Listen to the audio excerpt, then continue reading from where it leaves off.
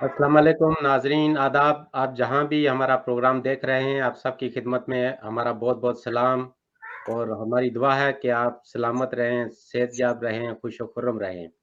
आज के प्रोग्राम में हस्बे मामूल हमारे साथ हैं Sardar Shaukat Ali Kashmiri Sahib, chairman Muttahida Kashmir people's national party. और आज हम जिन टॉपिक्स पे बात करेंगे उनमें पाकिस्तान के न्यूज़पेपर्स में एक फेक न्यूज़ पब्लिश हुई है और वहाँ पे पब्लिश होने के बाद सोशल मीडिया पे बड़ी सर्कुलेट हो रही है और उसमें हवाला दिया गया है कि एमनेस्टी इंटरनेशनल ने हिंदुस्तान का जो ज़ेर इंतज़ाम कश्मीर है, वहाँ के हवाले से एक रिपोर्ट जारी की है कि वहाँ की जो सिक्योरिटी फोर्सेज़ हैं, उनके टॉर्चर सेल्स हैं और उसमें उन्होंने 500 से ज़्यादा ख़वातीन व हज़रात को मार दिया और 200 के करीब ख़वातीन को ज़िंदा बाजियाब करवाया गया। मोहतरम नाज़रीन, आप 21वीं सदी में रहते हैं, जहाँ पे पूरी इन्फॉर्मेशन आपकी फिंगर टिप्स पे है। जहाँ-जहाँ आपको भी इंटरनेट की सहूलत है, आप गूगल करके एमनेस्टी की रिपोर्ट देख सकते हैं। हर कंट्री के हवाले से आप कंट्री सेट्स पे जाएँ, report on for example Pakistan, Israel, India, आपको पूरी डिटेल्स मिल जाएँगी। और मैंने अपनी चीज़ों को रीअश्योर करने के लिए, और हमें तो ये पता था कि ये फेक न्यूज़ है, लेकिन फिर भी पूरी रिपोर्ट को हमने दोबारा पढ़ा, तो उसमें इस तरह की कोई चीज़ नहीं है और ये जो उन्होंने फिगर्स बताए हैं, 500 को मार दिया, 200 बाजियाब करा ले गए, तो इसका हकीकत से कोई लेना-देना नहीं है। आप आज इस पे भी रोशनी डालेंगे कि आया इस तरह की फेक न्यूज़ जारी करके पाकिस्तान हासिल क्या करना चाहता है? आया वो लोगों को ये बावर कराना चाहता है कि उनके यहाँ तो बड़ा एक्सीलेंट सिस्टम चल रहा है, जहाँ पे 14,000 से ज़्यादा इन्फोर्स्ड डिसअपीयरेंसेस हैं, जो रिपोर्टेड केसेज़ हैं।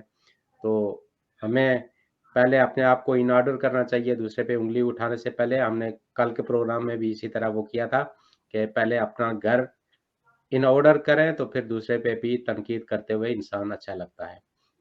इसके अलावा हमने आज़ाद कश्मीर और गिलगित-बल्तिस्तान जो डिस्प्यूटेड एरियाज़ हैं, जो state of Jammu and Kashmir के हिस्टोरिकल पार्ट्स हैं और जो इल्लीगली ऑक्युपाइड बाय पाकिस्तान हैं सिंस 1947, और पाकिस्तान गुज़िश्ता बड़े एक लंबे अरसे से लैंड ग्रैबिंग में और वहाँ पे जो हिल टॉप्स हैं या टूरिस्ट रिज़ॉर्ट्स हैं, उनको ऑक्यूपाई कर रहा था, लेकिन अभी उन्होंने लास्ट 2 ईयर से उसको बहुत ही ज़्यादा स्पीड अप कर दिया है। और जितने भी लोकल लोगों के लिए कोई तफरीह का मुकाम होता था, वो वीकेंड पे कहीं जाते थे अपनी फैमिलीज़ के साथ विज़िट करने के लिए, वहाँ पे उन्होंने वो बार्स लगा के तो और लोकल्स के लिए रिस्ट्रिक्टेड कर दिया है और लिख दिया गया है कि व इस फेंस के आगे जो आएगा, तो उसको गोली मार दी जाएगी। रिसेंटली रावलाकोट से चंद किलोमीटर के फासले पे पोठी पड़ाट के मुकाम पर फॉरेस्ट्री की जो लैंड थी, खालसा सरकार, उसके कुछ 100 कनाल उन्होंने वहाँ पे पाकिस्तान की एक हाउसिंग सोसाइटी है, पाकिस्तान हाउसिंग एम्पायर के नाम से है, बहुत बड़ी housing development headed by one retired general हैं, अनवर उनका नाम है, अनवर अली हैदर। तो वो हेड करते हैं उसको, पाकिस्तानी रिटायर्ड मिलिट्री ऑफिसर हैं, चेयरमैन हैं उस पाकिस्तानी हाउसिंग सोसाइटी जो बनाते हैं पूरे पाकिस्तान में। और एक ऐसा एरिया जिसमें पाकिस्तान का कोई लोकल स्टैंड आई नहीं है, डिस्प्यूटेड एरिया है, और वो भी ज़मीन 100 कनाल उन्होंने 2 लाख रुपए के एवज़ उनको दे दी है। और पाक जो रावलाकोट है, उसके मज़ाफ़ात में जो ज़मीन है, तो उसमें 1 मरले की कीमत 4 से 5 लाख, यानी कि 1 कनाल की कीमत 80 लाख से 1 करोड़ रुपया बनती है। पहली बात तो ये है कि पाकिस्तान वहाँ पे कोई प्रॉपर्टी खरीद ही नहीं सकता लीगली। तो खरीदी भी अगर है तो वो 1 करोड़ की ज़मीन 100 कनाल जो है उन्होंने सिर्फ़ 2 लाख में ले ली। यानी अगर 100 कनाल ज़मीन थी तो 100 करोड़ से मल्टीप्लाई होना चाहिए था। तो आप खुद ही अंदाज़ा कर लें कि कितने हज़ार करोड़ वो बनते थे। लेकिन वो उन्होंने फ्री ऑफ कॉस्ट एक तरह से उस पे कब्ज़ा जमा के सोसाइटीज़ बना रहे हैं। और ये सिर्फ़ वहीं पे नहीं है, पलंदरी में भी इसी तरह है, कोटली में है, मुज़फ़्फ़राबाद में है, बाग में है, जगह-जगह हम इस पे तफ़सीलन बात करेंगे। इसके अलावा आज पाकिस्तान के दारुल हुकूमत में एक सुसाइड बमिंग हुई है, उसमें भी हलाकतें हुई हैं। हम देखेंगे कि आया ये जो पिछले अरसे में बन्नू में हुआ, ये और लकी मेरवत में हुआ, तो क्या ये उसी का तसलसल है या इसके कहीं लिंक्स और मिलते हैं? उसके अलावा पाकिस्तान के सूबा पंजाब में एक जो पॉलिटिकल अनरेस्ट है, जिसमें पहले गवर्नर ने जो चीफ मिनिस्टर थे उनको कहा कि आप कॉन्फिडेंस का वोट लें, तो वो जब डेडलाइन ओवर हुई तो उन्होंने उनको डी नोटिफाई कर दिया। उन्होंने एतमाद का वोट लेने के लिए कोई इजलास नहीं बुलाया, ना स्पीकर ने ना जो चीफ मिनिस्टर थे, तो उनको डी नोटिफाई कर दिया गया। फिर उनकी जो कैबिनेट थी वो भी तहलील हो गई, लेकिन उन्होंने हाई कोर्ट से रुजू किया, तो हाई कोर्ट ने उनको रीइंस्टेट कर दिया और उन्होंने कहा कि जी परवेज इलाही ने हमसे प्रॉमिस किया है कि हम अपनी जो असेंबली है इसको डिसॉल्व नहीं करेंगे, इसका जो टर्न्योर है ये पूरा करेगी। तो सरदार शौकत अली कश्मीर साहब प्लीज पहले चलते हैं हम, जो फेक न्यूज बड़ी इन्होंने सोशल मीडिया पे हर जगह गर्दिश कर रही है, तो उस हवाले से जो उन्होंने हवाला दिया कि जी एमनेस्टी की ये पब्लिश मुरतब करदा रिपोर्ट है, तो आप इस बारे में क्या, आपका क्या ख्याल है प्लीज? बात यह है कि कबल इसके कि मैं आपके सवाल की जानब आऊं, हमारे एक दोस्त हैं प्रोफेसर रफीक भट्टी साहब, जी उनकी एक गजल है। जी गजल कम और नज़म ज्यादा है वो, जी लेकिन चूंकि शायद जब गजल में उनको ख्याल करता है तो हमें कोई हक नहीं है कि हम उसको कोई और नाम दें। जी तो इस सूरत हाल पे उनकी गजल से कुछ अशार हाजिर हैं। जी प्लीज। इससे आप मौजूदा सूरत हाल को समझ सकते हैं कि माजी क्या है और हाल क्या होने वाला है। उन्होंने अपने कलाम में फरमाया कि सच छुपाया, झूठ बोला, झूठ की तालीम की, झूठ पर कायम रहा और झूठ की तहजीब की, उम्र भर तहकीक और तखलीक से आरी रहा, अपनी कम इल्मी कभी मैंने तस्लीम नहीं की, खुद को अफजल आला मानता आता हूं मैं, न कोई अंदाज बदला न कोई तरमीम की, बांध कर आंखों पे पट्टी में रहा मैं वे सफर, बात की तरतीब की न फिक्र की तहजीब, कुफर के फतवे दिए जाए चाहा जैसे मुल्हद, कुफर के फतवे दिए चाहा जिसे मुल्हद कहा, मैंने कब इंसानियत के हुस्न की तकरीम की, माजी मरहूम के किस्सों से वाबस्ता रहा, इंतसाबे वक्त की मैंने कहाँ तहजीम की,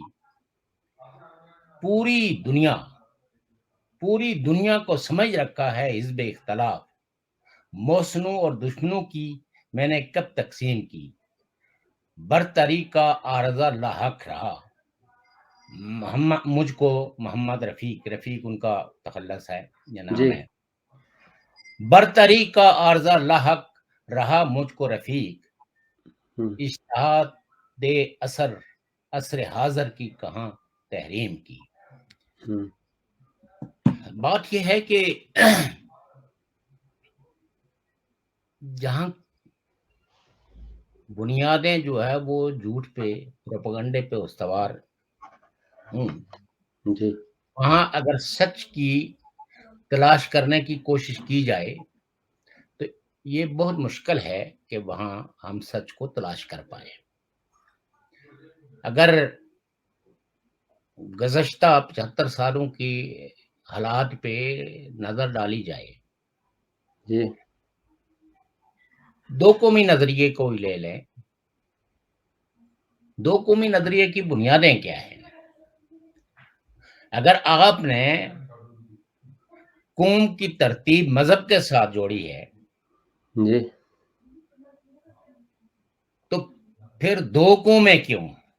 क्या दुनिया में सिर्फ दो मजहब हैं? फिर तो हर मजहब के मानने वालों को आपको कौम कहना पड़ेगा। तो फिर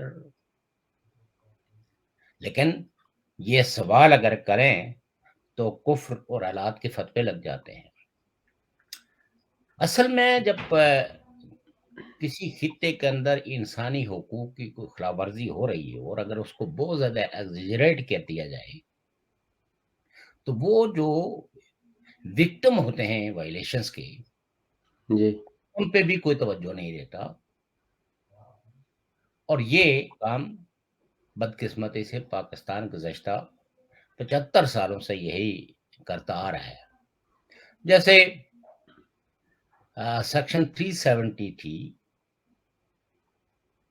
एक माहिदा था, कॉन्स्टिट्यूशनल माहिदा था कश्मीरियों का इंडिया के साथ, ट्रीटी ऑफ एक्सेशंस की कुछ इंग्रेडिएंट्स थी। लेकिन क्या जितना मातम 370 के खात्मे का बाद पाकिस्तान ने किया, उसकी मौजूदगी में कभी उसका एहतराम किया? क्या पाकिस्तानी मीडिया के अंदर प्रिंट और इलेक्ट्रॉनिक में कभी कोई अच्छी खबर आई, कभी कोई कवानीन की तारीफ हुई कि वहां कश्मीरियों को के तहफ़्फ़ुज़ के लिए 335A है, 370 है और उनका अपना कॉन्स्टिट्यूशन है, उनका अपना फ्लैग है? नहीं, बल्कि यहाँ से तो उस इलाके को फतह करने के लिए मुजाहिदीन भेजे जाते रहे। और जब मौजूदा हुकूमत ने उसी दहशतगर्दी का बहाना करके वो सारी चीजें उनमें तरमीम कर दी, उनका खात्मा कर दिया, उनको अब्रोगेट कर दिया इंडियन कॉन्स्टिट्यूशन से, जी, तो पाकिस्तान ने दुनिया भर में इसको शोक बनाया, मजम्मतें की। तो देखिए, आप किसी माशरे के अंदर जो चीजें बेहतर होती हैं उनकी अगर रिकग्निशन हो, तो जब कोई बुरी बात हो उस पर आप एहतजाज करें तो लोग उस पर तवज्जो देते हैं।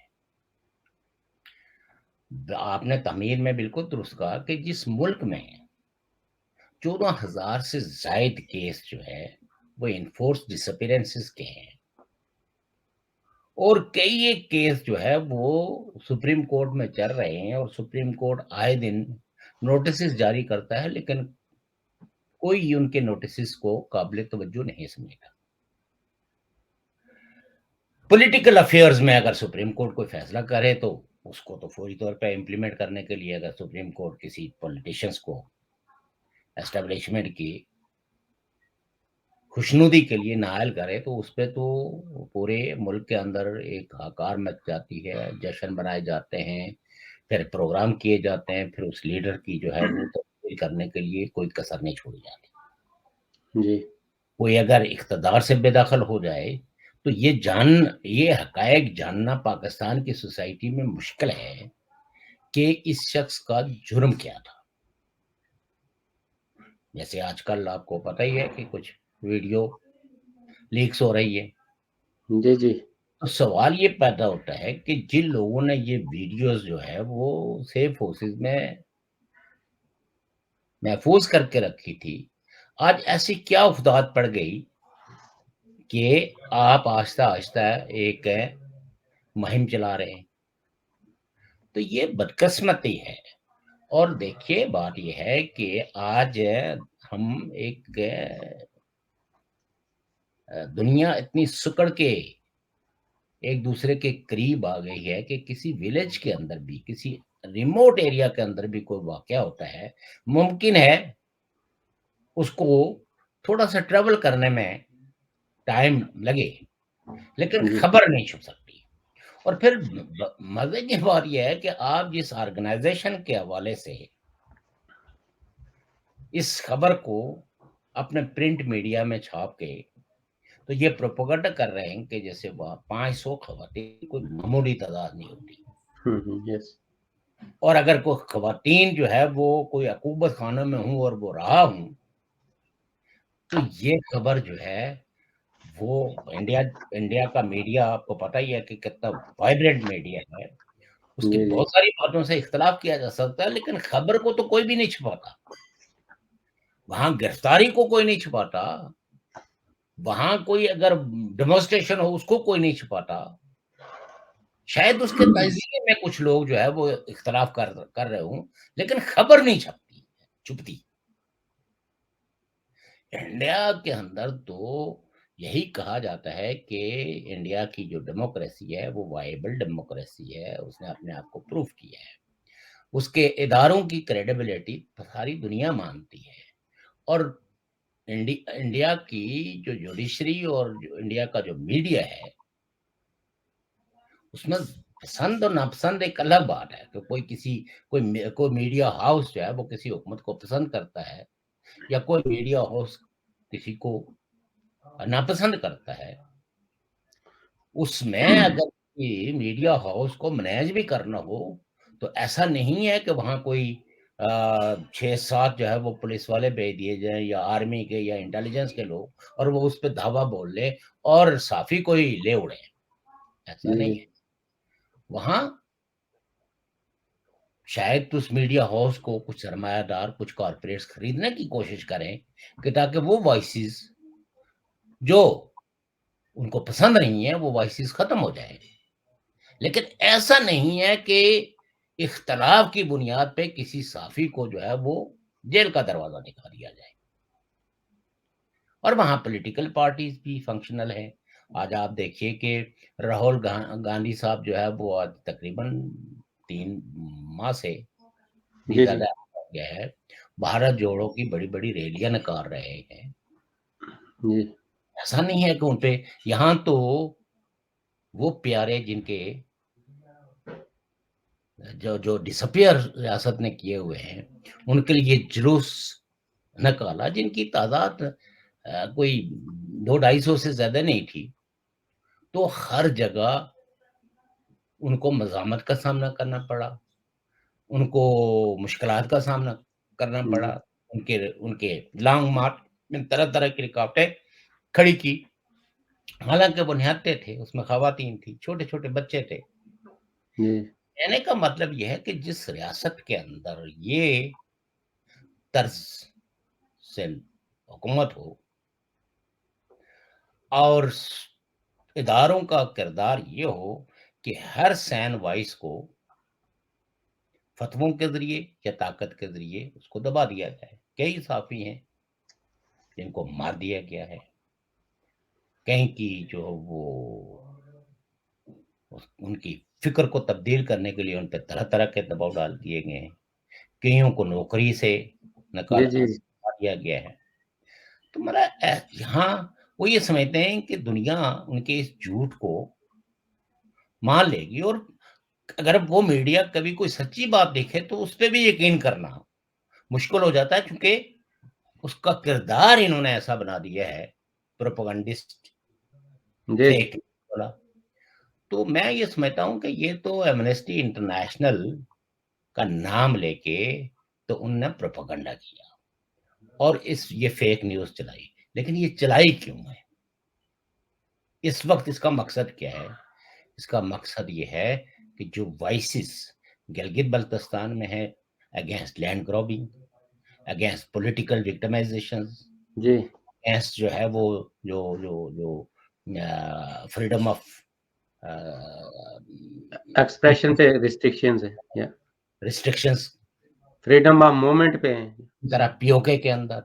फिर आप अगर पाकिस्तान में चले जाएं तो खैबर पख्तूनख्वा हो गया, बलोचिस्तान हो गया, सिंध हो गया, यहाँ बहुत भारी वॉइसेस हैं कि किस तरह हमारे बुनियादी सियासी, समाजी, माशी हुकूक पे ही डाका नहीं डाला जा रहा है, बल्कि हमारी फ्रीडम ऑफ एसोसिएशन और फ्रीडम ऑफ एक्सप्रेशन को भी पाबंद किया जा रहा है। रिलीजियस माइनॉरिटीज का मैं इसलिए जिक्र नहीं करूंगा कि जहां मेजोरिटी को कोई हक हासिल नहीं है तो वह माइनॉरिटी के हकूक का आप खुद ही इमेजिन कर सकते हैं आमतौर पर। तो ये जस्ट है लोगों को इस प्रोपेगेंडे के जरिए कि देखें आपके पड़ोस में है तो कितना बड़ा जुल्म हो रहा है, कि 500 खवातीन जो है वो अकोहबत खानों में पड़ी हुई थी, जो ये मार दी गई, 500 मार दी गई, 200 500 मार दी मार। गई और जी जी 200 जो है वो बरामद हो गई। और और उनकी किसी फैमिलीज खामोश हैं, कोई प्रोटेस्ट नहीं हुआ, कोई डेड बॉडी किसी ने और नहीं देखी। बरामद किसने किया? हाँ, ये कोई रिपोर्ट नहीं है। गिरफ्तार किसने किया, किस सेल के अंदर थी, कौन से अकोबोत खाने के अंदर थी। तो इस तरह की जो खबरें हैं, पाकिस्तान ने अपना ये इमेज बना दिया कि अगर खुदा न खास्ता किसी वक्त वो कोई सच्ची बात भी करे तो उस पर भरोसा, उन्होंने अपना भरोसा खुद ही उठा लिया है और हर चीज को प्रोपेगेंडे की नजर से, हर चीज को झूठ, हर चीज को दबाव में फैलाने की कोशिश की है। तो ये तुर्रा है पाकिस्तान का। जी अब इससे कौन लोग जो है वो मुतासर हो सकते हैं इस तरह की फेक न्यूज से, इससे कोई मुतासर नहीं होता। अलबत्ता जो पहले से ही एक प्रॉक्सी के तौर पर काम कर रहे होते हैं, वो चाहे पाकिस्तान के अंदर हों, कौमों और कम्युनिटियों के खिलाफ और बुनियादी इंसानी हक के खिलाफ, या जी पीओके के अंदर हों या गिलगित बल्तिस्तान के अंदर हों, वो फिर इस तरह की खबरों को फैलाते हैं और लोगों को बताते हैं कि देखो जी, यहाँ तो कम से कम हम जी रहे हैं, भूख है तो क्या है, हमारी खवातीन किसी हुकूमत खाने में नहीं है। तो just to pacify the people और उनकी तवज्जो किसी और जानब मबजूल कराने की ये एक नाकाम कोशिश है। जी और जी, मैं लेकिन समझता इस हूँ, पे एमनेस्टी को भी नोटिस लेना चाहिए कि उनके हवाले से उनको उसमें मेंशन किया गया है कि एमनेस्टी ने रिपोर्ट किया है, तो एमनेस्टी को डेफिनेटली इस पे एक्शन लेना चाहिए।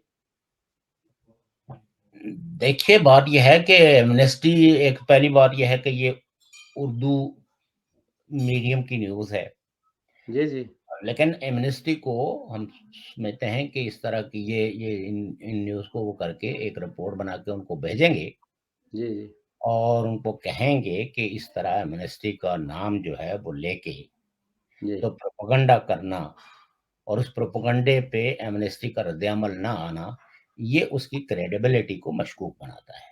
जी जी, फेक न्यूज़ पे वो। हालाँकि उनकी मैंने सारी वेबसाइट्स पे, सारी रिपोर्टें पे जो रिगार्डिंग जम्मू कश्मीर हैं, पीओके हैं, गिलगित-बल्तिस्तान है, उसमें इस तरह के किसी वाक़ये का कोई ज़िक्र नहीं है। नहीं नहीं, तो मैंने भी तो पूरी ये थॉरोली पढ़ी प्योरली है रिपोर्ट। टेबल जी स्टोरी बना के तो उसको एक ऑर्गेनाइज़ेशन के हवाले कर दिया कि ताकि लोग ये यकीन करें, क्योंकि एमनेस्टी की बहरहाल एक एक एक असर तो है पूरी दुनिया में। जी लोग एमनेस्टी को अपने लिए एक वॉइस समझते हैं कि एमनेस्टी हमारी हमारी हुकूक की एक आलमी सतह पे तर्जुमान है।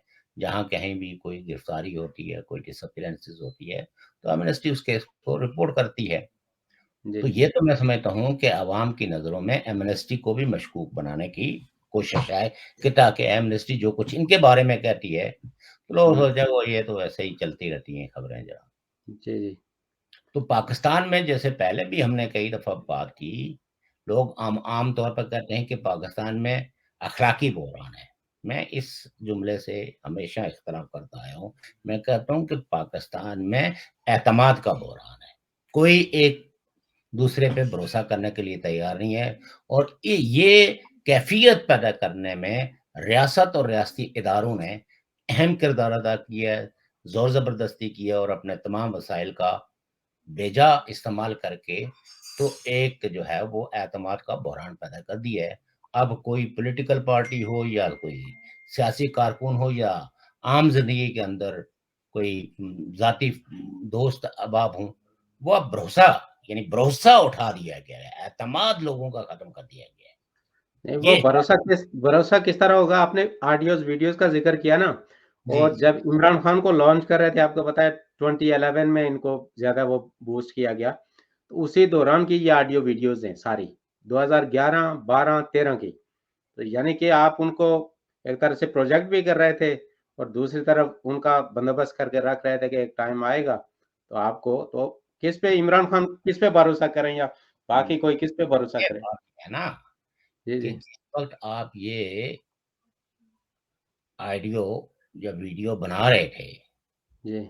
इसका मतलब ये है कि पाकिस्तान के रियासती इदारों को, चलो आम लोगों को तो नहीं, लेकिन रियासती इदारों को तो पता था ना कि एक शख्स की ज़ाती ज़िंदगी, प्राइवेट लाइफ़ कैसी है। जी, जी, सबको उनको भी पता था, और जो लेकिन ये तो पीटीआई वाले खुद भी तस्लीम करते हैं, उनके इदारे भी तस्लीम करते हैं कि हम जो कुछ भी हैं, बल्कि आज तो एक-दूसरे को के दरमियान वजह तनाज़ा ये बनी हुई है कि जी, आप मोहसिनों को, इमरान खान को कहते हैं कि आप मोहसिनों को गालियां देते गाली हैं, ना दें। जी, जी, हमें इक़्तिदार की ये सीढ़ी चढ़ने में मदद की, जिन्होंने हमारी गवर्नमेंट को एस्टेब्लिश होने में मामरत की, आप उनके खिलाफ हैं। तो लिहाजा ये है कि इमरान खान साहब की हद तक या उनके इत्तेहादियों की हद तक एक दूसरे के साथ ये शिकवा शिकायत जो है, वो एक तो इस अमर की तस्दीक करती है कि पाकिस्तान की फौज ने, पाकिस्तान की इंटेलिजेंस एजेंसीज ने, पाकिस्तान की जो जो जो इदारों के साथ वाबस्ता सो कॉल्ड इंटेलिजेंसिया थी, उनने इमरान खान की मदद की। ये जानते बूझते हुए, यानी जिन चीजों को आज आप समझते हैं कि हाँ, अब इमरान खान का कोई फैन जो है वो इस बुनियाद पे इमरान खान से नफरत करना शुरू कर देगा कि इसने किसी खातून से टेलीफोन पे क्या बात की या उसकी क्या, ये एक अलग कहानी है। जी, लेकिन जो जो जो जो क्या कहते हैं, एतमाद का फुकदान इस कदर है, इतना डेफिसिट आ गया है हुँ, कि आप 100 इस तरह की वीडियोस भी लाके, बल्कि आप हुँ, ऑडियोज लाके, वीडियो भी लाके दे दें, लोग इस वक्त आपकी बातों को, क्योंकि आप बेएतबारे हो चुके हैं, जी, जी, पाकिस्तान रियासत के इदारों के झूठ, फक्र और फ्रॉड को लोगों ने अब इस हद तक उनको नजरअंदाज करना शुरू कर दिया है कि उनकी कोई बात अगर सच्ची भी हो तो उस पे भी लोग जो है वो भरोसा करने के लिए तैयार नहीं है। जी, जी, अब नेक्स्ट मेरे ख़्याल से चलते हैं, जी, जी, काफ़ी जी। प्रोग्राम लंबा हो जाता है ना। जी, जो जी, जी। रावलाकोट में उन्होंने 100 कनाल ज़मीन जो एलोकेट की है, पाकिस्तान डिफेंस उसको कहते हैं, पाकिस्तान हाउसिंग एम्पायर है जी के नाम से, और headed by retired major general है, lieutenant general Anwar Ali Haider, chairman है उसके, और 2 लाख में 100 कनाल ज़मीन उसको एलोकेट कर दी उन्होंने। देखिए, पहली बात ये है कि जो खालसा सरकार होती है, ये जंगल का पार्ट होती है।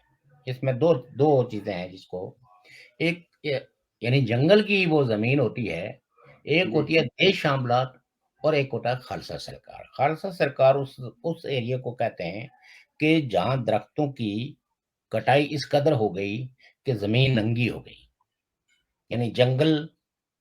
तो उस खालसा सरकार में हमेशा हुकूमतों की तरजीह ये रहती है कि उसको वहाँ रिफॉरेस्टेशन की जाए, वहाँ जी, प्लांटेशंस की जाए। और देश हमलात ये है कि ये किसी एक फर्द को अलाट नहीं हो सकती, क्योंकि ये इज्तमाही तौर पर महाराजा के वक्त से ये लोगों का, यानी जो जंगल का वो एरिया जिसको महकमा मालियात के अंदर, रेवेन्यू के अंदर जो है वो देश हमलात कहा गया है, वो पब्लिक के सहूलत के लिए रखी गई है, जहाँ माल मवेशी दूसरे तीसरे घूमे फिरें, या वहाँ जो घास चराई वगैरह का वो है, वो उसको लोग अपने फायदे के लिए, लोगों के फायदे के लिए, वो किसी, यानी वहां से 1 इंच भी किसी फर्द को अलाट नहीं हो सकती। पहले कुछ अरसे से, खास करके ये 1965 के बाद, खालसा सरकार में से कुछ एरियाज को इन्फ्लुएंशियल लोगों ने कमी स्केल के नाम पे, कि इनके पास जो पुश्तनी जायदाद है वो बहुत कम है, जी, तो नाजायज तरीके से अलाट कराने की कोशिशें की हैं। उसमें कई मज़ामतें हुई हैं और कई लोग आज तक कब्जे नहीं ले सके। लेकिन जब रियासत ही चोरी पे उतर आए, हुँ, और आज जबकि एक तरफ पाकिस्तान पूरी दुनिया में दहियां देता फिर रहा है कि मौलियात की खराबी की वजह से यहाँ बड़े बड़े सैलाब आ रहे हैं और हुँ, इसके लिए हमें इमदाद चाहिए, तो जब आप जंगल की जमीन, यानी फॉरेस्ट लैंड, जो जो जो कॉलोनियां बनाएंगे, उसमें उसमें आप हाउसिंग स्कीमें बना के तो पैसा लूटेंगे लोगों से, जी, तो यानी माहौलियात पे तो उसके बुरे असरात तो पड़ने ही पड़ने हैं। तो हुँ, वर्ल्ड कम्युनिटी को मैं समझता हूँ कि हम यूनाइटेड नेशंस में जो एनवायरमेंटल इदारा है, उनको जी, एक कॉम्प्रिहेंसिव रिपोर्ट बना के सबमिट करेंगे कि किन किन इलाकों के अंदर, जैसे मुजफ्फराबाद है, नेलम है, इसी तरीके से पुंछ रावड़कोट है, दीगर कई इलाकों में जमीनें जो है वो इसी तरह जोर जबरदस्ती से या तो कब्जा कर दिया गया है, या जी महकमा माल की अपनी तो कोई औकात है नहीं। ठीक है, उनके पास कॉन्स्टिट्यूशनल राइट्स तो हैं, लेकिन अगर राइट्स को प्रोटेक्ट करने के लिए इदारे तहफ़्फ़ुज़ ना दें, तो डीसी बात है। डीसी जिले का मालक तभी रहेगा ना कि जब पुलिस उसके हुक्म की तामील करे, जी जब जी बाकी इदारे उसके हुक्म के को माने। वरना तो डीसी तो कोई भी वहाँ आदमी अपने नाम के साथ रख सकता है कि मैं डिप्टी कमिश्नर पुंछ हूँ। तो सही। पुंछ का डिप्टी कमिश्नर होने के लिए या दुनिया के किसी खित्ते के अंदर भी कि जिस वक़्त इदारे उसके हुक्म को माने, तो जब जब इदारे ही यानी वो जिसको कहते हैं ना कि कुत्ती ही अगर चोरों से मिल जाए, तो माल कैसे, उस माल का तहफ़्फ़ुज़ कैसे होगा और बरामदगी कैसे होगी? तो ये एक है, मैं समझता हूँ कि इस पे जिन लोगों ने इस पे आवाज़ उठाई है, आप देखें कि ये कोर्ट अब वहाँ सुप्रीम कोर्ट में चल रहा है, जावेद नाज़ एडवोकेट ने उसको फाइल किया है, और जी न्यूज़पेपर में भी इस पे जो वो एक आरएस साथी कदीर साहब ने जो है ना अच्छी अ, कॉम्प्रिहेंसिव रिपोर्ट एक उसको कॉम्प्रिहेंसिव रिपोर्ट दी है। मैंने भी कमेटी एक अ, कमेटी भी बनी है लोकल लोगों की। और वो और लोकल लोगों की कमेटी बनी है, और उस लोकल कमेटी ने जो भी फाइंडिंग्स दी हैं रिगार्डिंग अपने रिजर्वेशंस की है इस लैंड जी के बारे में, वो हमने भी ट्विटर पे शेयर की है। हमने अपनी तरफ से कुछ भी नहीं लिखा, जो कुछ भी वहाँ से इंफॉर्मेशन आती है उसको हम दुनिया के सामने आगे फॉरवर्ड कर देते हैं।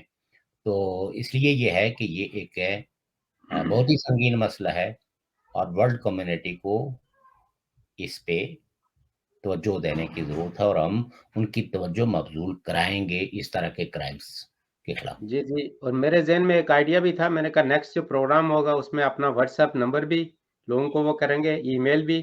जी। जिस एरिया में आज़ाद कश्मीर से, गिलगित-बल्तिस्तान से जहाँ-जहाँ भी वायलेशंस हो रही है ना, लैंड ग्रैबिंग हो रही है, वहाँ से लोग हमें ये फीडबैक आप भेजें। देखिए गिलगित-बल्तिस्तान में तो इतना बड़ा डेमोंस्ट्रेशंस हुआ, जी, उन्होंने जी, कहा वो ये हमारी ज़मीन है, लेकिन जी। वो जनाब फ़ौज के लोग जो बंदूकें लेके वो लोगों को नहीं, नहीं, प्रोटेस्ट। वो तो शेयर हुआ ना, जो चीज़ें शेयर नहीं होती ना, जो हाँ, हाँ, बाज़ नहीं, एरियाज़ हैं, तो हम लोगों को ये बोलेंगे कि ये 1-1, 2-2 मिनट की अनरेस्ट, ये ये मैं वीडियो कहना ये क्लिप। चाहता हूँ कि ये अनरेस्ट जो है वो गिलगित बाल्टिस्तान पीओके के अंदर बहुत ज्यादा है रिगार्डिंग लैंड ग्रॉबिंग। नहीं, नहीं, और वही मैं दीगर कह रहा हूँ ना, मूवमेंट जो तो रिपोर्ट हो रहे हैं ना, तो वो तो अच्छी बात है ना। बहुत सारे एरियाज़ है जहाँ कोई एक्सेस ही नहीं है ना लोगों को, तो आजकल चलो। वो बहुत ज्यादा रिमोट्स में हैं, और हुँ, खास करके हमारे यहाँ तो कोई ह्यूमन राइट्स ऑर्गेनाइजेशन ऑपरेट नहीं करती, हुँ, इंडिजिनस का मीडिया नहीं है। ये जितने भी मीडिया कश्मीर के नाम पे बने हुए वो सारे इस्लामाबाद में ही ऑपरेट करते हैं। वो तो कोई हुँ। अगर खबर छाप दें तो दूसरे दिन उनको नोटिस आ जाता है कि जी आपका डिक्लेरेशन वापस ले लेंगे।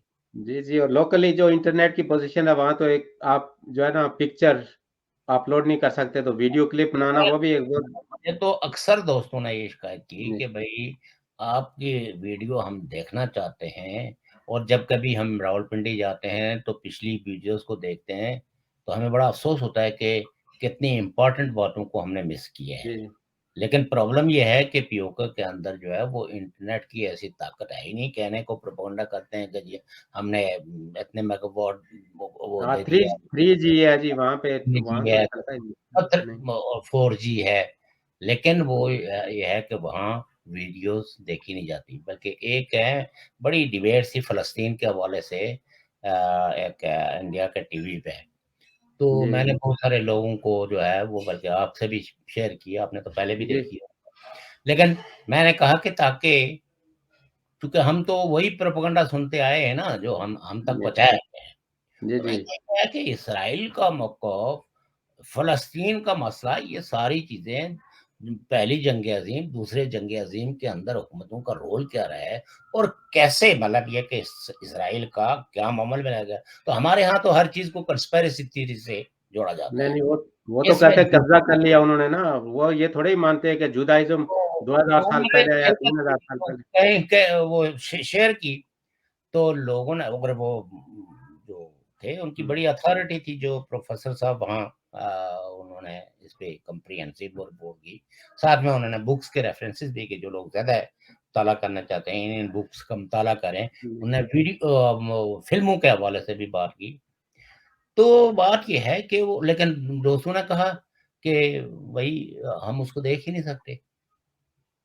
इंटरनेट ही की पावर ही नहीं है कि इसको डाउनलोड करें और हम देख सकें।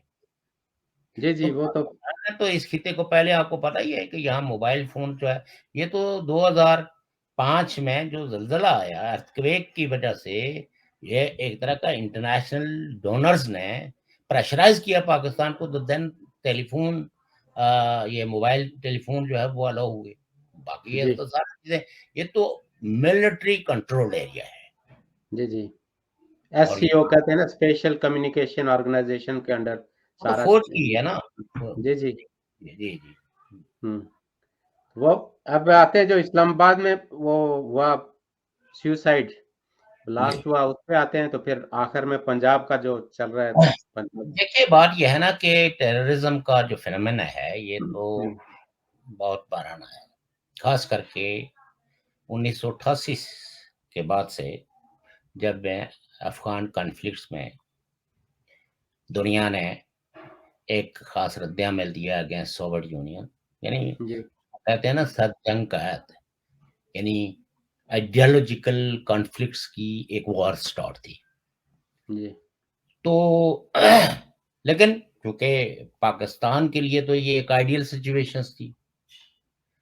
इनको एक तो जो आजकल भी आप कभी-कभी देखते होंगे तजियाकार जब बात करते हैं कि जी अफ़गानिस्तान ने तो हमें उस वक़्त तस्लीम नहीं किया जब हमारा मुल्क जो है वो बनाया जा रहा था। हुँ? जी, जी। तो पाकिस्तान के अंदर अगेंस्ट अफ़गान जो है ना एक ख़ासा बाइस्ड है, हाँ जी। बाइस्ड रवैया पाया जाता है। जी, लेकिन पाकिस्तान की कोता-अंदेशी ये है कि और कोता-अंदेशी जानबूझ के है कि ये डेमोक्रेटिक फोर्सेस या निस्बतन जो सेकुलर जो ऐसे लोग जो जियो और जीने दो की पॉलिसी, उनके साथ ये कंपैटिबल नहीं है। आप ये देखें कि अशरफ गानी की हुकूमत के खिलाफ मसलसल प्रोपेगेंडा अगर ऑर्गेनाइज्ड वे में होता रहा है, तो वो पाकिस्तान हुँ, से कभी एक दफ़ा भी मैंने ये नहीं सुना कि वहाँ बच्चियों के तहफ़्फ़ुज़ के लिए ये इक़दामात किए गए हैं। आम आदमी की ज़िंदगी में बदलाव लाने के लिए ये लिबरल सोसाइटी को फ़रोग़ दिया। हुँ, नहीं, हमेशा प्रोपेगेंडा होता रहा है। उनको एक प्रॉक्सी के तौर पे, उनको एक एजेंट के तौर पे, उनकी पूरी शख्सियत को ही मतलब हुँ। अफ़गानिस्तान में जिस वक़्त तालिबान आए, एक तो तालिबान के बनाने के अमल में चूँकि ज़ाहिर है वक़्त की कमी है, जी, तो पाकिस्तान की स्टेटेड पॉलिसी ये थी कि ये हमारे बच्चे हैं जी, और ये वो सारे लोग हैं जो पाकिस्तान की सरज़मीन पे ही इनका वजूद अमल में लाया गया और फिर इनको धकेल दिया गया अफ़गानिस्तान की जानिब। चूँकि उस वक़्त जो रब्बानी की हुकूमत थी, उससे भी इनके इख्तिलाफ़ात शुरू हो गए, तो अब इनका इनका ये हो गया कि जी रब्बानी उनके आपसी इख्तिलाफ़ भी थे, लेकिन पाकिस्तान भी जो है वो सदर रब्बानी से जो है ना वो बहुत नाखुश था, हालाँकि वो भी जहादी रहनुमाओं में से एक थे, जी, जो पाकिस्तान। तो तब से लेके तो हुँ, पाकिस्तान जो है वो तालिबान की परवरिश करता रहा और उन्हीं तालिबान के शेल्टर में वहाँ अल-कायदा भी गया। उन्हीं तालिबान के शेल्टर में वहाँ जो आईएस भी गया हुँ, और दुनिया भर की जो जिहादी फ़ोर्सेस थी, उन्होंने अफ़गानिस्तान को अपने लिए एक महफूज़ पनाहगाह बना लिया। जी, अमूमी तौर पर ये समझा जाता है कि जो जो तालिबान हैं, वो वहाबी वो देवबंदी मदरसों से पढ़े हुए हैं, लिहाज़ा वो inspired by Deoband philosophy of Islam है। और आईएस के हवाले से या अल-कायदा के हवाले से कि ये सलफ़ी मकतब फ़िक्र से ताल्लुक़ रखते हैं। जी, तो ये तो एक रिलिजियस कम्युनल आप कह सकते हैं कि डिस्टेंस उनमें मौजूद है। हुँ, इसीलिए तालिबान किसी दूसरे ऑर्गनाइज़ेशंस को वो स्पेस देने के लिए तैयार नहीं है, बावजूद इसके कि उनकी नज़रियाती हमागी और नज़रियाती डांडे एक चीज़ के एक एक साथ हैं। पाकिस्तान ने हर एक पे हाथ रखने की कोशिश की। और जब अमेरिका, यानी ये जानते बूझते कि अमेरिका जो है वो दोहा में तालिबान के साथ मुज़ाकरात कर रहा है, तो मुज़ाकरात किस बात पे कर रहा है? जिनसे ताकत ली है उनको वापस ताकत देने के लिए कर रहा है। इन्होंने जो है वो उस अरसे के अंदर अल-कायदा के लोगों से भी रवाबत उस्तवार कर ली है, जी, आईएस के साथ भी, हुँ, और डिफरेंट मज़हबी तंजीमें पाकिस्तान में ऑपरेट करती हैं, पाकिस्तान हमेशा उनको पैसे देकर रवाना कर देता है और फिर अपना असर सूख गया उस इन्वेस्टमेंट की बदौलत उन ऑर्गेनाइजेशनों पे भी काम करता है। जब जी, तालिबान आ गए तो एक तरफ तो पाकिस्तान में जश्न आज़ादी बनाया गया। उस वक़्त के प्राइम मिनिस्टर जो इमरान खान साहब थे, उन्होंने कहा जी इन्होंने गुलामी की ज़ंजीरें तोड़ दी और अफ़गानिस्तान आज़ाद हो गया। जी, लेकिन तालिबान जो है, और जब किसी ने पूछा, जब तालिबान ने टीटीपी के हवाले से, ये जो तहरीक तालिबान पाकिस्तान है, इनके तहरीक-ए-तालिबान पाकिस्तान, जी, हाँ, तो उन्होंने उन्होंने कहा ये तो हमारे अमीर की बैयत में है, इनकी हिफाज़त करनी तो हमारी ज़िम्मेदारी है। हम जी, इनको धकेल के तो पार नहीं भेज सकते। हाँ, आप आएँ, हम इनको नेगोशिएशन की टेबल पे बैठा देते हैं। अब पाकिस्तान की जो, क्योंकि पॉलिसियाँ हमेशा कॉन्ट्रडिक्शन से मुश्तमिल हैं, इनने कभी ग्राउंड रियलिटीज़ को मान के कोई बड़ी डिबेट करके कोई अच्छी पॉलिसी बना के किसी वो नहीं किया। तो आधे लोगों ने कहा कि नहीं ये तो कोई मसला ही नहीं है, ख़ास करके फौजी जनरलों में से कुछ। ये चूँकि कुछ लोगों को शौक है ना वो अ, बनने का, अमीन गुल बनने का। तो उन्होंने कहा ये तो हमारे अपने बच्चे हैं, इनके साथ तो हम बातचीत करके इनको वापस ले आएँगे।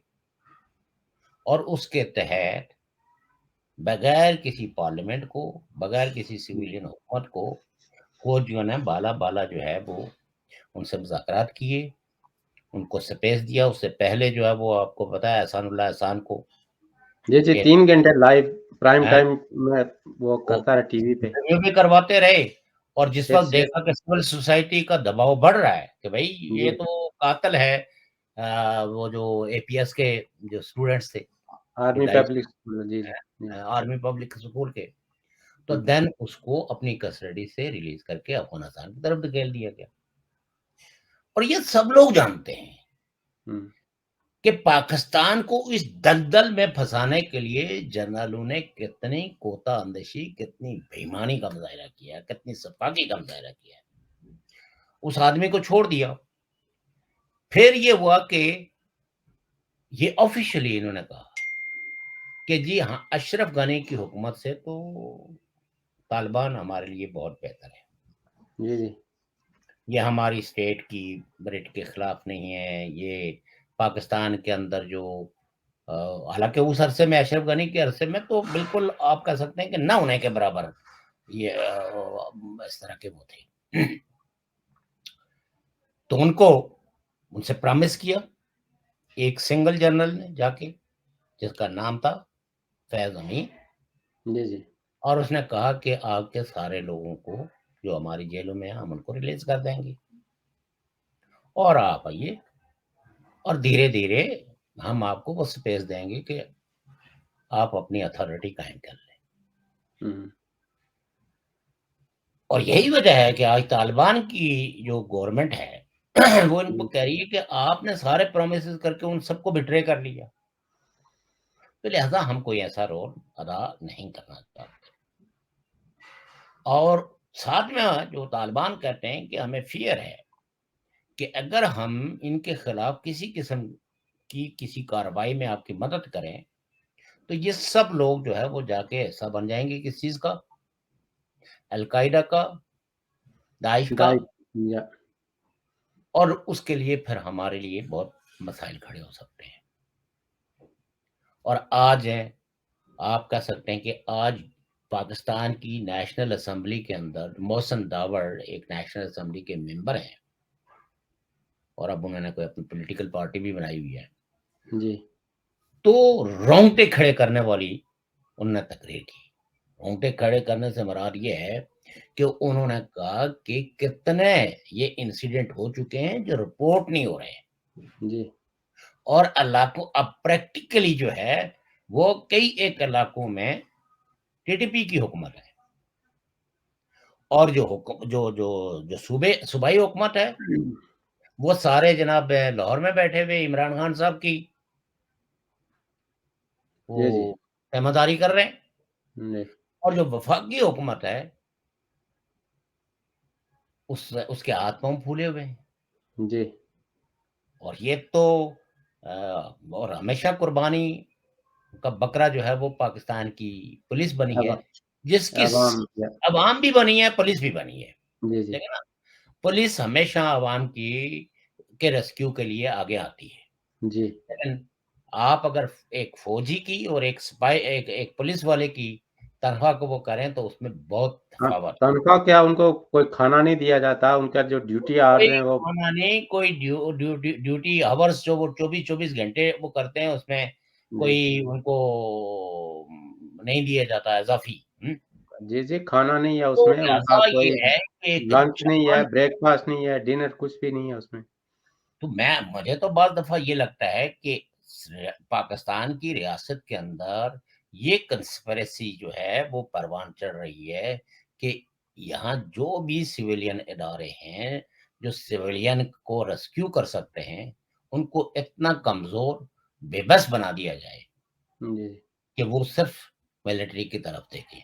और जी मिलिट्री फिर मतलब ये है कि जी हमें जीएचक्यू से इजाजत लेनी होती है, डेढ़ डेढ़ बलिश्त के फासले पे, यानी 150 मीटर भी नहीं था, तो आपको जी पता है एपीएस के बच्चों का, आर्मी पब्लिक स्कूल के बच्चे बुरी तरीके से ज़बह किए गए, मारे गए, जी जी। और फौज वहां से 100 मीटर का फासला तय करके उनको रेस्क्यू करने के लिए नहीं पहुंची। नहीं, वो तो जो तो लोगों की फाइंडिंग्स है ना, जो कमीशन भी बना हुआ है, लोगों ने वहाँ पे, आपको पता है, जी उसमें तो सारी फाइंडिंग्स ये है कि उनको अंदर से फैसिलिटेट किया गया। मतलब जी अंदर जो लोग थे, उन्होंने उनको कहा कि ये रास्ते हैं, इससे आना है। वो तो उन्होंने खुद ही करवाया है, इसमें तो जी। कोई दो आ रहा ही नहीं। तो इसलिए यह है कि पाकिस्तान में दहशतगर्दी के खतरात ये हैं कि ये आहिस्ता आहिस्ता बढ़ती जाएगी, क्योंकि पाकिस्तान में जो आर्मी है, जैसे परसों तरसों भी जो प्रोग्राम हमने किया था, मैंने कहा था जी, इसमें किताबें भी लिखी जा चुकी हैं कि तालिबान के टीटीपी के सिंपथाइजर्स की एक बड़ी तादाद जो है ना वो आर्मी में मौजूद है। पुलिस में कम्युनलिज्म मौजूद है, लेकिन पुलिस में इनके खिलाफ कोई हमदर्दी नहीं पाई जाती। लिहाजा जी, जी। लिहाजा पुलिस को हमेशा कमजोर बनाने की कोशिश की गई है। तो अब यह है कि इस हुकूमत, मैं तो इतना दमखम तो मुझे लगता नहीं है कि ये इसको काउंटर नहीं, करने की ये भी कोई बैसाखियों के सहारे खड़े हैं, इनके पास भी तो, साथी आपको पता है। हैं। तो दूसरा ये है कि और इमरान खान जो मैं दो क्लेम चीजें करते थे जरा, ना, जी जी इमरान खान कहते थे कि वो वेस्ट से पढ़े हुए हैं, तो वो भी हमेशा कहते थे ये हमारे बच्चे, इनके साथ हमारी बहुत ज्यादतियां हो गई, हम इनको मना लेंगे, हमेशा से उनको सपोर्ट करते रहे। बिन लादेन को उन्होंने असेंबली के अंदर कहा कि जी वो शहीद है, हमारा हीरो है। तो देखिए ये तो माइंड इनकी, सेट है ना, देखिए वही बात वही ये है कि ये माइंड सेट जो है वो बना दिया गया है, और जो बखबर लोग हैं वो ऐसा नहीं है कि ये कोई इनोसेंसी में ये कह देते हैं, ये जानबूझ नहीं के नहीं। कहते हैं उन लोगों को ओबलाइज करने के लिए जो इन इदारों में बहुत ताकतवर पोजीशनों में खड़े हैं। जी जी, और एग्जैक्टली। यही वजह है इमरान खान के इसी रोल, यानी ये जो प्रो तालिबान रोल, या आपको पता ही है कि उनको तो कई वो कहते थे ना कि ये तालिबान खान है, जी इमरान जी खान नहीं है, तालिबान खान है। तो वो तो जानबूझ के, आप देखें ना ड्रोन्स के खिलाफ जी। सबसे ज्यादा पाकिस्तान में प्रोटेस्ट किसने किया, हम्म। या बहुत ही इंटरनेशनलाइज किसने किया, इमरान खान ने किया। हालांकि ड्रोन अटैक्स में कोई कोलेटरल डैमेज छोटा मोटा हुआ होगा, लेकिन मोस्टली टीटीपी के लोग जो इन इलाकों के अंदर, जिनको फाटा कहते थे पहले, उनमें वो उनकी महफूज पनाहगाहें थी और उनकी मूवमेंट पे वो अटैक करते थे। तो लिहाजा इमरान खान इन्हीं लोगों को, टीटीपी के लोगों को प्रोटेक्ट करने के लिए वो, क्योंकि वो कहते थे कि हमारे पास इसका कोई इलाज नहीं है, जी जी। इसको इस तरीके से बंद करें। अभी और बढ़ते हैं नेक्स्ट उसकी तरफ, क्वेश्चन की तरफ। काफी टाइम हो गया है, लेकिन आप जी, देखें कि 1996 में जब तालिबान पहली दफा गवर्नमेंट में आए तो इन्होंने जश्न मनाया कि हमारे बच्चों ने हुकूमत संभाल ली। हाँ फिर जी, 9/11 हुआ तो अमेरिका को लॉजिस्टिक दिया, सारा कुछ दिया, अपने अड्डे दिए, इनको मरवाया भी। फिर जब तालिबान पावर में आए, पहले तो 20 साल कहते रहे ना कि हम वार ऑन टेरर पे एलाई हैं, यूएस के, नेटो के। ठीक, फिर जब तालिबान पावर में आए तो फिर जश्न हुआ कि जी हमने अमेरिका को शिकस्त दे तो दी, पाकिस्तान की मोदी देखिए नेटो। ना ये पॉलिसी है, अपने जी आप को कमजोर बना के पेश कर देना। जिस वक्त इन्हें बिट्रे करना होता है, कश्मीरी जी मिलिटेंट के साथ क्या किया या आज क्या कर रहे हैं, यही कर रहे हैं कि आप ये थोड़े से पैसे रख लें, अपने गुजर बसर करें। हम इस वक्त इस पोजीशन में नहीं हूँ कि भारत के साथ कोई ज्यादा बड़ा कोई ऐसा ऐसा कोई कार्रवाई करें जिसकी वजह जी से वो फंड होके हम पे हमला कर दे। इस वक्त हम बड़ी डेलीगेट पोजीशन में, हम बड़ी कमजोर पोजीशन में, लिहाजा उनको भी मुतमईन कर लेते हैं। वो सोचते हैं हाँ हाँ पाकिस्तान तो इस वक्त ये जो हमें मदद कर रहा है पैसों की शक्ल में, यही काफी है। जी इसी जी तरह से तालिबान को भी ये, वो जिस वक्त उनको शेल्टर मुहैया करके यही एहसास दिला रहे थे कि अगर अमेरिका के साथ हम ये तावन न करें तो जो कुछ आपके साथ हो रहा है, ये तो पाकिस्तान जो किला है आपके लिए महफूज किला है, ये भी महफूज नहीं रहेगा। तो आपकी महफूज पनाहगाहें दुनिया में कहीं नहीं आपको सर छुपाने के लिए जगह मिलेगी। तो हम इन्हीं पॉलिसियों की वजह से तो आपको पनाह दिए हुए हैं, जी आपको सपोर्ट कर रहे हैं। तो लिहाजा पाकिस्तान के पास लेम एक्सक्यूजेस बहुत है, और अनफॉर्चुनेटली इन लेम एक्सक्यूजेस की वजह से पाकिस्तान के 22 करोड़ लोगों को कोई फायदा नहीं पहुंचता, उस खित्ते के लोगों को कोई नहीं पहुंचता, अफगानिस्तान के लोगों को कोई फायदा नहीं पहुंचता। बल्कि आप ये कह सकते हैं कि हम जम की एक अमाजगा बन के रह गए हैं, और बिल्कुल। हमारी सारी सोसाइटी अल्टीमेटली टेररिस्टों के हाथ में है कि वो हमारे मुस्तकबिल का तयन करें। जी जी। अब आते हैं पंजाब की तरफ, जो परवेज इलाही की गवर्नमेंट को पहले तो कहा गया कि कॉन्फिडेंस का वोट लें, फिर वो एक जो डेडलाइन थी वो खत्म हुई, फिर एक नोटिफिकेशन के जरिए डिनोटिफाई कर दिया गया, फिर वो हाई कोर्ट चले गए तो हाई कोर्ट ने उनको फिर रिस्टोर कर दिया, रीइंस्टेट कर दिया कि जी आप के परवेज इलाही ने प्रॉमिस किया है कि मैं असेंबली डिसॉल्व नहीं करूंगा, तो हम इनको रिस्टोर करते हैं। देखिए जी, पाकिस्तानी एस्टेब्लिशमेंट, जब मैं जी एस्टेब्लिशमेंट का नाम लेता हूँ तो मिलिट्री जी। और मौजूदा हुकूमत, इनमें जो से अक्सर कोई, रूलर हैं, जो रियल पावर है जिनके पास। जी जी। तो बेसिकली वो नहीं चाहते कि कोई पॉलिटिकल, आगे एक पॉलिटिकल बहरान है और उसमें कोई इजाफा हो, और वो जी चाहते हैं कि असेंबलियां चलती रहें ताकि कुछ चीज़ों पे जहां वो अपना कंट्रोल लूज करके हैं तो दोबारा उस कंट्रोल को हासिल करें।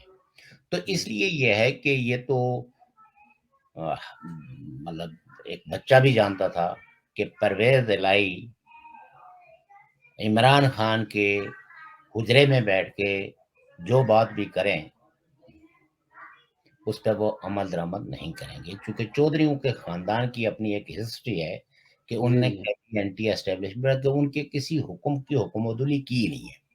वो जी। अगर दिन के उजाले में कह दें कि अब रात है, अंधेरा है, तो वो कहेंगे अंधेरा है। हाँ, वो जाहिर बात कहेंगे रात के 12 बज रहे हैं, बल्कि है, हाँ, हाँ, तो शुरू लिहाजा नहीं हुए, यही रात के हुआ। 12 बज रहे हैं। अब मसला ये है कि वो जो एक्सक्यूजेस परवेज इलाही जो है वो पेश कर रहे थे कि भाई मैं तो इनके रहम करम पे हूँ, क्योंकि मैं तो वजीर आला तो इमरान खान ने बनाया है, जी जी आपके हुक्म के मुताबिक मैं इनके पास गया, तो अब ये है कि मुझे बचाया जाए और मुझे कोई ऐसा रास्ता दिखाया जाए जिसकी वजह से मैं पीटीआई के इस दबाव से बाहर निकल आऊं, असेंबलियां तहलील करने। चुके इमरान खान ने तो कहा था कि 23 तारीख को जो है ना वो जी। खैबर पख्तूनख्वा की और पंजाब की असेंबली को तहलील हम्म। कर दिया जाएगा। तो ये एक आप कह सकते हैं कि इसको मिली भगत कहें, अंडरस्टैंडिंग कहें।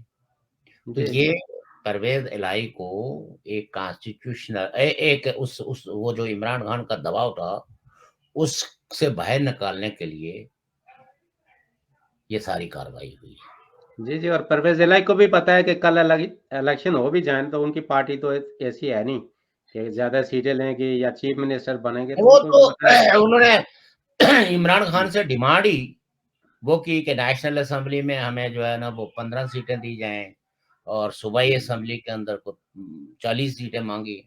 जी, जी, तो ज़ाहिर है कि आप अपनी कीमत उतनी बढ़ा दें कि कोई खरीदने वाला ना हो, तो वो दरअसल वो बात जो दूसरा कह रहा है आपको, हुँ, वो यानी वो रिश्ता पोलाइटली रिफ्यूज़ करने के तरीके होते हैं ना। जी, जी, तो ये किया या वो साथ में उन्होंने देखे ना जब वो इमरान खान के साथ मीटिंग करके और ये कह के कि जी आपके हुक्म के मुताबिक हम असेंबलियों को तहलील कर देंगे, उनके बड़े-बड़ी तारीफ़ें और सब कुछ करके। तो जी, बहरहाल ना इंटरव्यू जो उसी न्यूज़ चैनल को इंटरव्यू दिया, जी, जिसको सबसे ज़्यादा पाकिस्तान में एस्टेब्लिशमेंट इम इमरान खान, या प्रो इमरान खान समझा जाता है। जी, और वहाँ ये कहा कि इनकी औकात क्या है? जी, जी, जनरल बाजवा के हम पे तो ऐसे-ऐसे एहसान हैं जी, और एहसान फरामोश लोग, हुँ, इनको अपनी औकात याद रखनी चाहिए। तो इमरान खान को तो शायद कोई और औकात दिखा सका या नहीं दिखा सका, लेकिन हुँ, परवेज़ इलाही ने तो औकात दिखा दी। जी, जी, वो तो और उसके बाद उन्होंने कहा कि आइंदा खबरदार, आइंदा अगर जनरल बाजवा के खिलाफ ज़बान पे कोई लफ्ज़ लाए, तो फिर आपको पता चल जाएगा कि आपकी असल औकात क्या है। नतीजा हुँ, ये है कि कल जो इमरान खान ने कहा, एक शख्स जिसकी गर्दन में पता नहीं पता था कि गर्दन में सरिया था, हुँ, यानी फिर उसके बाद इमरान खान ने जनरल बाजवा का नाम अपनी ज़ुबान पे नहीं लाया नहीं, नहीं, और अब मिन्नतें तरलों पे भी आ गए हैं। खुदा के लिए मुल्क ये हो रहा है, मुल्क तबाह हो रहा है, हैं? हुँ, और इलेक्शन करवा रहे हैं। भई इलेक्शन से मुल्क थोड़ा ही बचेगा। वो तो माशी पॉलिसियों से, वो स्टेबिलिटी से बचेगा अगर बचना है उसने तो। और हुँ, फिर इसका इन्हिसार जो है वर्ल्ड कम्युनिटी पे है। वो मुल्क है जो पाकिस्तान के वेल विशर्स थे या जिन्होंने पाकिस्तान को इस्तेकाम बख्शने के लिए जनरसली फंड्स प्रोवाइड किए, लोन्स दिए। हुँ, ये तो अब उस उन पे है। लेकिन अगर पाकिस्तान के अंदर पॉलिटिकल डिस्टेबिलिटी रहती है और एक गिराव, खिंचाव, तनाव, हुँ, तो ज़ाहिर है कि कोई जाके वहाँ क्यों इन्वेस्ट करेगा? और ये तो हम डे फर्स्ट से हमारा मौक़िफ़ था कि पाकिस्तान की मईशत को दुरुस्त सम्त पे लाने के लिए सबसे पहले इनको एक है पॉलिटिकल स्टेबिलिटी लानी पड़ेगी, क्योंकि विदाउट पॉलिटिकल स्टेबिलिटी कोई इन्वेस्टर उस मुल्क में जाके इन्वेस्ट नहीं करता। जी, जी। क्योंकि उसने कौन नफ़ा जाके अपनी जान भी देगा और पैसा भी ज़ाया करेगा वो कौन। जी, तो इसलिए ये है कि ये जो पंजाब में ये जो कुछ किया गया है, जी, ये आप कह सकते हैं कि इमरान खान को औकात दिखा दी गई है। सियासत बताई जा रही है कि ये भी होता है कि पॉलिटिक्स में। सियासत में ऐसा भी होता है जी, और जो परवेज़ इलाही हैं, उनको तो हुँ, शायद हफ्ता पहले ही कह दिया गया था कि आपकी चीफ मिनिस्ट्री को कोई खतरा नहीं है। जी, जी, अगर आप नए असेंबलियाँ तहलील करने के बारे में जो कोई अगर कोई ख्वाब था, कोई दबाव था, तो उस दबाव से अगर आप बाहर आ गए, जी, तो आप कंटिन्यू करेंगे और अगर दबाव में तो अब वो तलवार तलवार तो उन्होंने लटका दी है ना, हुँ, वफ़ाकी हुकूमत ने कि भई आपको एतमाद का वोट लेना है। जी, जी। तो क्या ऐसी सूरत में पीटीआई वाले लाइन लगा के आके तो परवेज़ इलाही को वोट देंगे? तो नहीं, अगर ऐसा वोट वोट ना भी दें ना, तो अब तो कोर्ट के हवाले से हो गया ना, कोर्ट का और हो गया नहीं, उसको हाँ, एतमाद का वोट तो लेना पड़ेगा ना, ये तो अब गवर्नर के ये देखें ना आज भी जो कोर्ट ने फैसला किया है, जी, वो इस हद तक के उन्होंने मुअत्तल किया है हुँ, ऑर्डर और उनको फुल अथॉरिटी के साथ बहाल किया है। लेकिन वो 10 तारीख को तो ये केस खारिज तो नहीं हुआ, खत्म तो नहीं हुआ, क्योंकि गवर्नर के इस ऑर्डिनेंस को, इस हुक्म को चीफ मिनिस्टर जो है वो ज्यादा लंबे अरसे तक टाल नहीं सकता। और आज भी जो उन्होंने आर्गुमेंट किए उसमें यही था कि इसमें हमें टाइम नहीं दिया गया, हमारे एमपीए जो है कोई हज पे गया हुआ है, कोई पता नहीं कहाँ इलाज करवा रहा है, इस तरह उम्रे पे गए होंगे आजकल, आज तो नहीं, की। उम्रा करने गए। तो सो दैट मतलब ये कि जो जो गवर्नमेंट थी वो कहती थी कि इनसे तारीख ली जाए कि ये हाँ, कब एतमाद का वोट लेंगे। जी। तो उस पे कोर्ट ने कहा कि हम 10:30 ये दबाव नहीं डालते, 10 तारीख तक वो करते हैं, तो बीच में तो ये दबाव तो बरकरार रहेगा।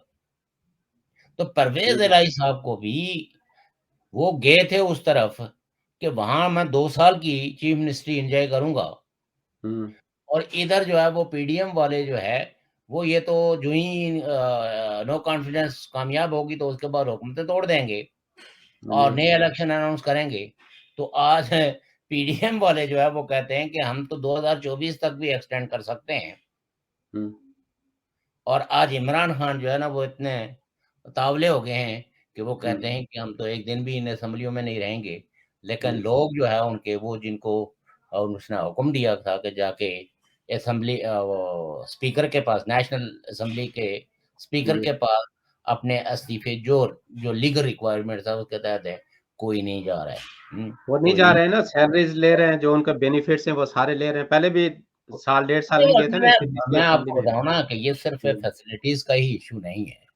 जी। इशू ये है कि पाकिस्तान की सियासत में वहाँ की पॉलिटिकल पार्टीज ने एस्टेब्लिशमेंट को अपने कंधों पे इतना बड़ा सवार कर लिया है कि आज जी। इंडिपेंडेंटली या in the larger interest of politics and the larger interest of political party, in the larger interest of ideas, कोई फैसला करने के लिए तैयार नहीं है।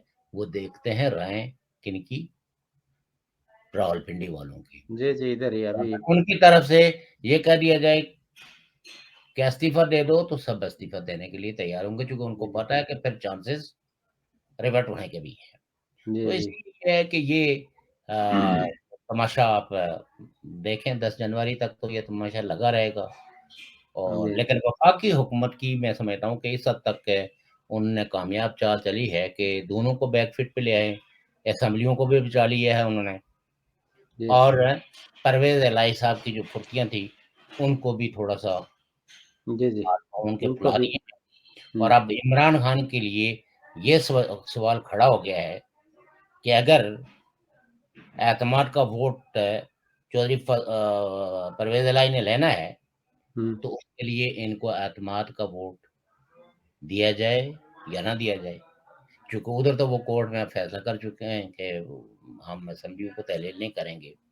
तो इसमें मैं समझता हूँ कि सबसे बड़ी नाकामी तो इमरान खान साहब के मथे गई है। बस उनकी घड़ी खराब चल रही है जी आजकल। ठीक हाँ, है? हाँ। क्या कहते हैं, समय समय खराब चल रहा है। समय खराब, असल में वो घड़ी वाला इश्यू भी है, वो कहते हैं ना गलत टाइम पे घड़ी बेचती है, तो बस उसके बाद हाँ। इनका उल्टा सफ़र शुरू हो गया। इमरान खान तो साहब पे जो तलवारें इस वक्त लटक रही है ना, हुँ। उनमें उनके लिए कोई बचत नहीं है। जी। जी। इज अनफॉर्चुनेट कि एक हुँ। शख्स है जिसने सियासत का आगाज किया था, तो कुछ जी। लोगों के लिए रे ऑफ होप था।